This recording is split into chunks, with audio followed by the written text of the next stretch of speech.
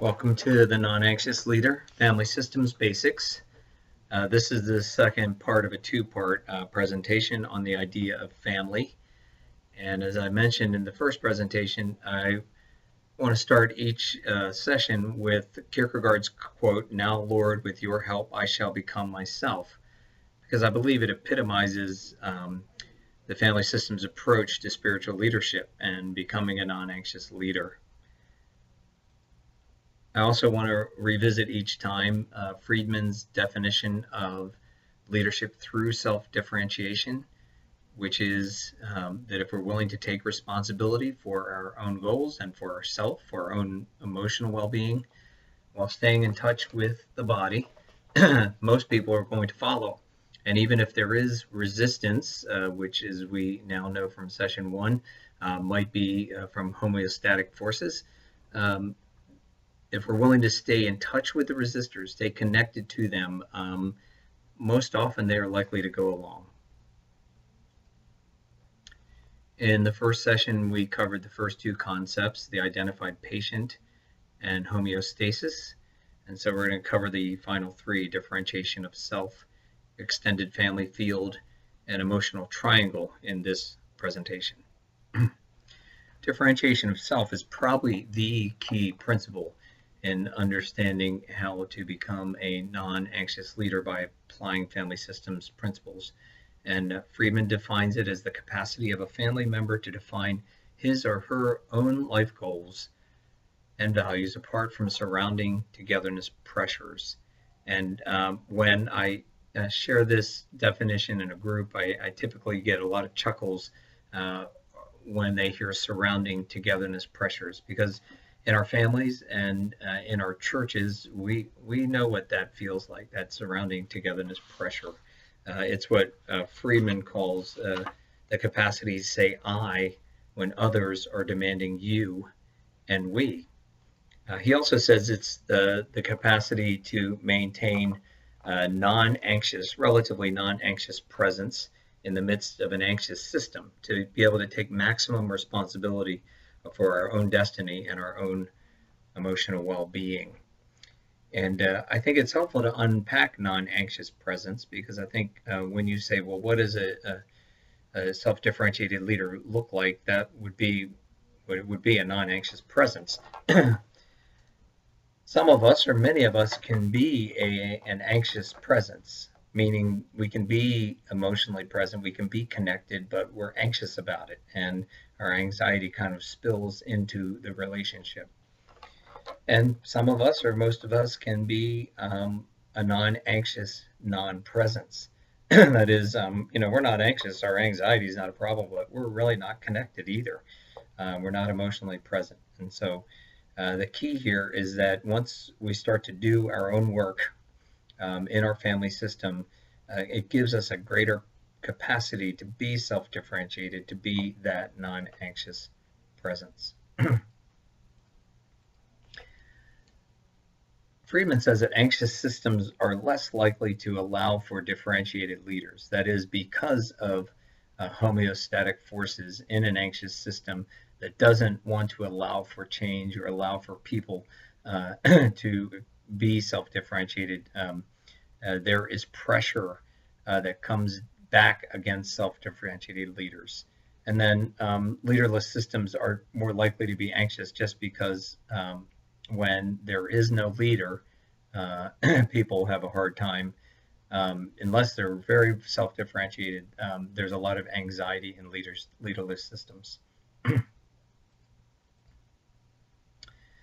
Friedman also helps us to understand that in the congregational family, there's a scale of responses from better differentiated to less well differentiated whenever something goes on in the congregation. And what Friedman says is that better differentiated congregants will respond by defining themselves. So they might say, "Pastor, I agree," or, "I disagree," or, "I believe." Less well differentiated members will respond not by defining themselves, but by trying to define the clergy person and or the staff person or the leader. Um, and so, they might say something, well, how can you believe that? Or how can you let this happen in our congregation? Or what are you going to do about it?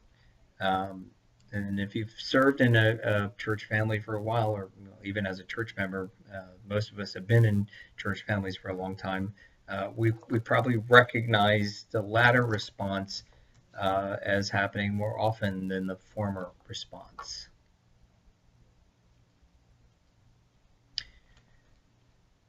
Extended family field is just the idea that it's not just our nuclear family that has an influence in who we are and how we function.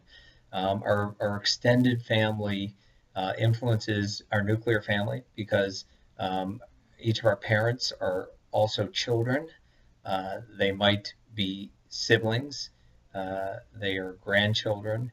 And so the larger family system impacts who our parents have become, impacts who we become, and it's really the means for how um, uh, issues within family systems are transmitted from generation to generation. Friedman gives a brief example in his book on page 32, and he says a history of the bride's side showed 3 consecutive generations in which a marriage broke up upon the birth of the first child, always a daughter. This couple can be told that their marriage might have some rough sledding after their first child is born, particularly if it is a girl. However, if the bride is willing to investigate the process further by learning about the family from her mother and grandmother, she might be able to differentiate herself out of the cycle of multi-generational transmission. So, what Friedman is saying about extended family field is, sometimes we're going to be looking for answers into how we function, not just in our own nuclear family, but in the larger extended family, and to see how issues are transmitted from generation to generation. And so, for example, in my own case, I have seen how addiction issues have been transmitted in males, not just through my direct family, but through my uncle's family and my cousins. And so it helps me to understand better how issues are transmitted. And then if I'm able to work on my own issues, perhaps I can differentiate myself out of that cycle. And then emotional triangle is clearly an issue that many of us have faced in the church, where we've gotten triangled. It certainly happens to church leaders routinely. For example, when a congregant comes up and says, "Well, I wanted to talk to you about so and so, but I don't want them to know." Well, you're getting triangled. And an emotional triangle, Friedman defines as any 3 persons or issues. The basic law is that when any 2 parts of a triangle become uncomfortable with one another, they will focus on the third person or issue as a way to stabilize their own relationship with one another. Now, I think you can probably picture 3 persons. For example, 2 partners may be focusing on their child's functioning in school and how that's becoming a problem, and that becomes the real issue. But in reality, that triangling may actually be evidence that there's something between the 2 partners that they are not dealing with. And then the third part of that triangle could be an issue. For example, 2 people and an addiction issue that one of them has. And so they focus on the addiction issue without dealing with their own relationship with each other. Friedman lists out 7 laws of emotional triangles, and I'm going to run through them rather quickly, but they're very helpful once you start to look at them and apply them to understanding how triangles work. The first is that balance is maintained among any two members by the way the third party relates to them. For example, if we go back to the issue of the child who's having trouble in school, the balance is maintained by how that child relates to each of the partners. Or if it's an addiction, by how each of those persons understands the addiction to meet what it means in their relationship. A third party cannot generally bring lasting change to the relationship of the other two parties by trying to change their relationship directly.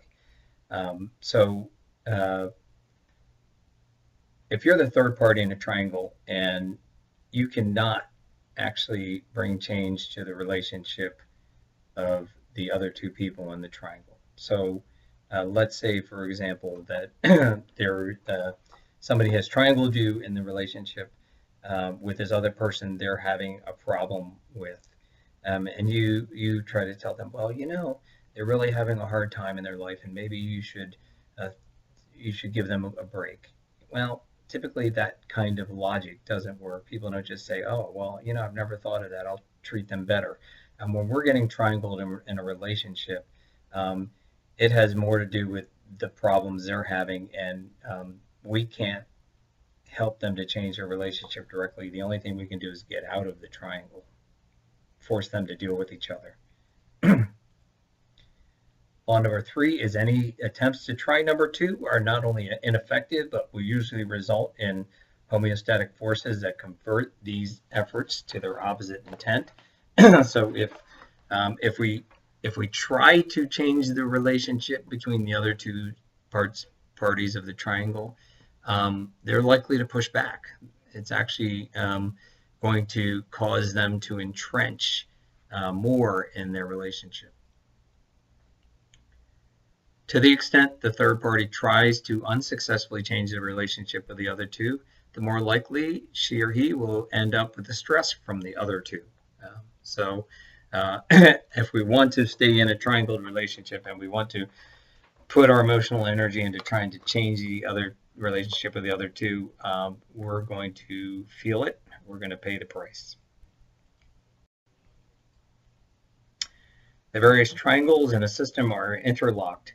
Therefore, trying to change one is resisted by homeostatic forces in the others or by the system itself.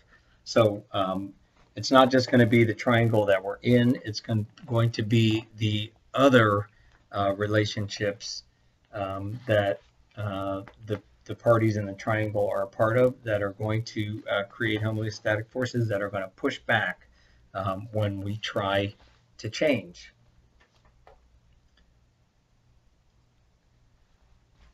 And then one side of the family or one side of the triangle tends to be more conflictual than others. So that typically when there's 3 people in a triangle, two of them fight more than the other 2 relationships. So that's almost always the case, and one of them, typically the non-conflictual side, is often trying to play peacemaker, which, if you go back to the previous laws, is really a lost cause and causes the peacemaker to feel the stress of the relationship. And finally, one can only change a relationship to which one belongs. So if we are that third party, we can try to get out of the triangle. We could try to change our relationship to one of the 2 of the other parties, but we really can't try to change their relationship. Friedman says that the most triangled position in any set of relationships is always the most vulnerable.